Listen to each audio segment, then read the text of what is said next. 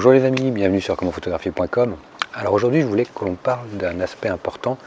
J'ai une personne qui m'a envoyé un petit mail qui me posait la question de savoir mais comment est-ce qu'on peut, je fais de la photo et puis j'ai des difficultés à, comment dire, raconter une histoire avec mes photos.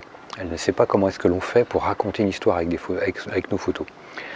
Déjà, ce qu'il faut se dire, c'est pas nous qui allons raconter une histoire, non. Même si on a de toute façon une symbolique sur la photo. C'est plutôt, on va encourager le spectateur à se faire un film, à se raconter une histoire.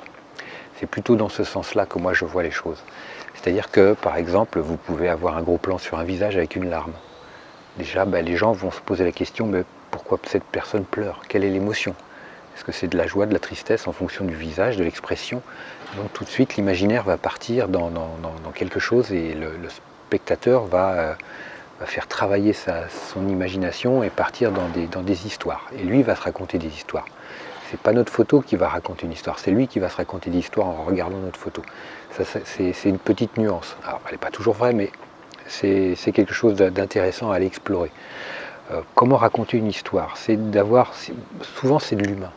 Avoir de l'humain, avoir un animal, avoir quelque chose de vivant. Là, on va avoir un début d'histoire, parce que souvent, ça va être une émotion. Quand on a un être humain sur une photo de paysage, on apporte une émotion supplémentaire, une certaine dynamique pour l'esprit. C'est-à-dire qui est cette personne, qu'est-ce qu'elle fait là, où est-ce qu'elle va, qu'est-ce qu'elle fait. C'est, par exemple, à l'inverse, par exemple, une valise sur un quai de gare. Une photographie en grand angle, avec un gros plan, une valise sur un côté, et puis quai de gare avec la perspective sur les voies qui partent.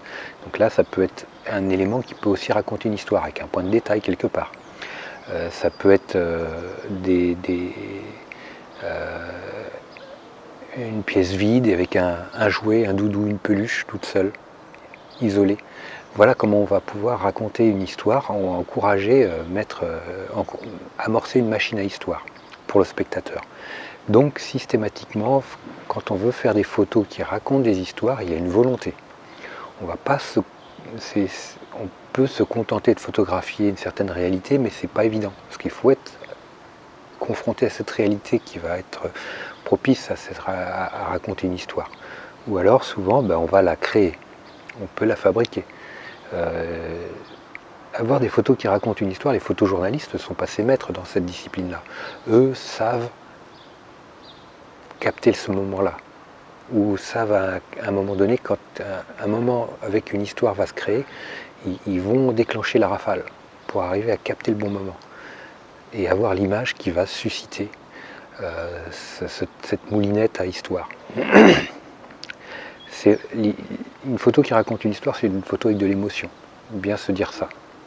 Donc pour vous, si vous voulez faire des photos avec on se raconte une histoire, c'est photographier des gens dans leur métier, par exemple, des gens en action, un animal en action, une machine en action, tout parce que l'action va créer un imaginaire vers le résultat fini, un imaginaire vers une direction donnée. Donc retravailler un peu tout ça, et surtout aussi aller vous cultiver, regardez les photos des journalistes. Regardez les photos de photographes de rue, par exemple. La photo de rue, c'est une photo qui raconte des histoires par excellence. Donc systématiquement, allez puiser à toutes ces sources-là. Faites travailler un peu votre imaginaire en même temps. Et puis, demandez-vous comment vous allez pouvoir transposer ça et faire également de votre côté des photos qui racontent des histoires. Après, ne cherchez pas midi à 14h. Ne cherchez pas la photo parfaite. C'est comme tout, quand on débute, on va commencer à la base. On va peut-être avoir plus ou moins de succès avec nos images, mais peu importe. L'essentiel, c'est step by step, étape par étape, on apprend. On apprend et on ne sera pas obligatoirement efficace dès le départ, mais l'intérêt, c'est de s'y intéresser, c'est d'avoir la volonté et de s'y frotter, de s'y coller. Et vous verrez que petit à petit, les choses vont arriver, votre regard va s'affiner, va s'aiguiser, et vous serez de plus en plus à même de détecter les situations où vous pourrez faire des photos qui vont marquer vos spectateurs. Ça, c'est quelque chose de...